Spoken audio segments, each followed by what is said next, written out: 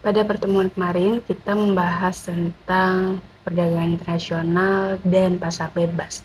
Dan sebenarnya kedua hal tersebut sangat berpengaruh terhadap kehidupan kita, baik secara langsung maupun tidak. Tapi sebenarnya apa aja sih pengaruh-pengaruhnya dan bagaimana kita cara mengatasinya? Kita akan bahas lengkapnya di video kali ini.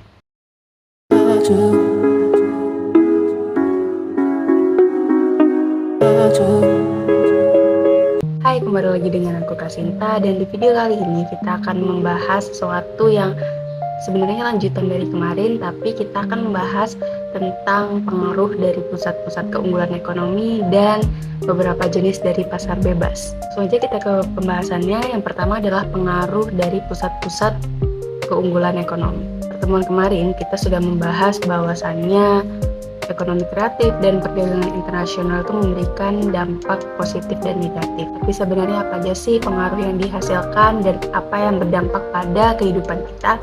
Kita akan bahas satu persatu. Yang pertama adalah berpengaruh terhadap migrasi penduduk.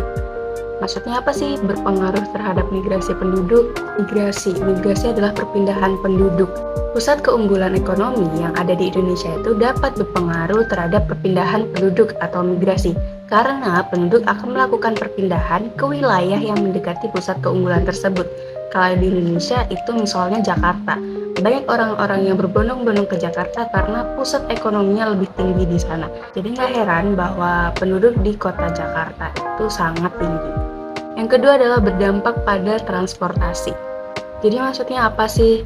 Dengan pusat keunggulan ekonomi ini akan mempermudah jalur transportasi antar satu tempat ke tempat yang lainnya. Suatu tempat akan bisa menjadi pusat ketika aksesnya itu mudah ke sana. Misalnya tadi Jakarta. Ketika kita ingin ke Jakarta karena ingin memperoleh tempat dari pusat ekonomi tersebut, maka akses untuk ke Jakarta itu sangat mudah, bisa melalui laut, udara, dan darat.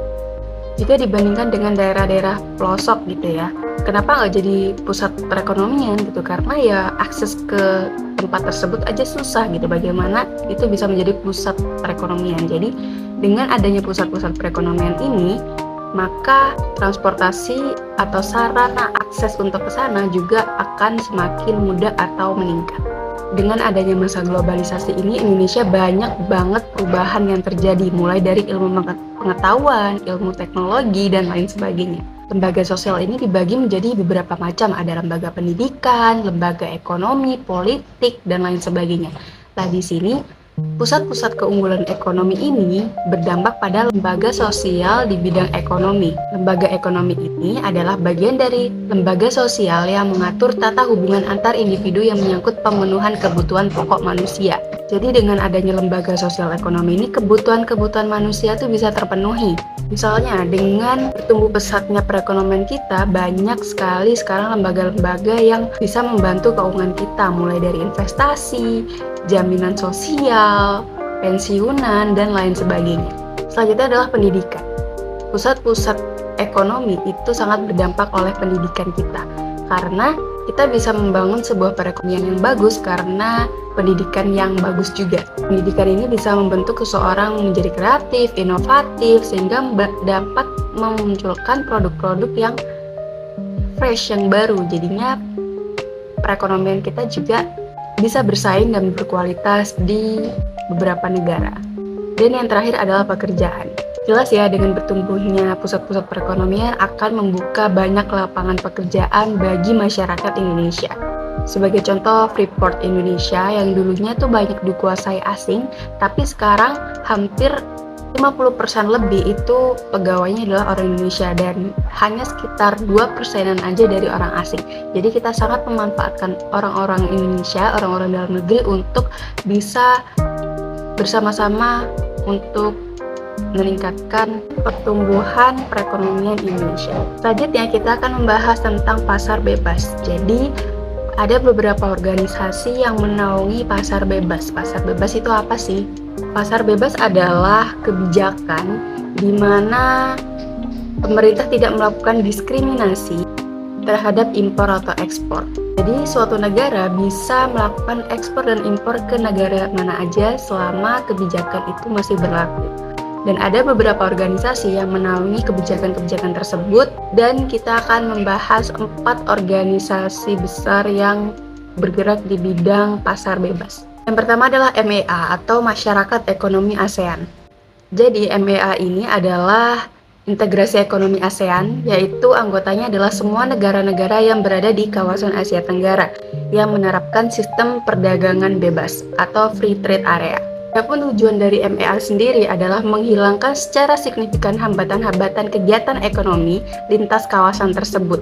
Jadi antara ASEAN tidak ada hambatan ekonomi sama sekali, jadi mau ekspor impor apapun bebas.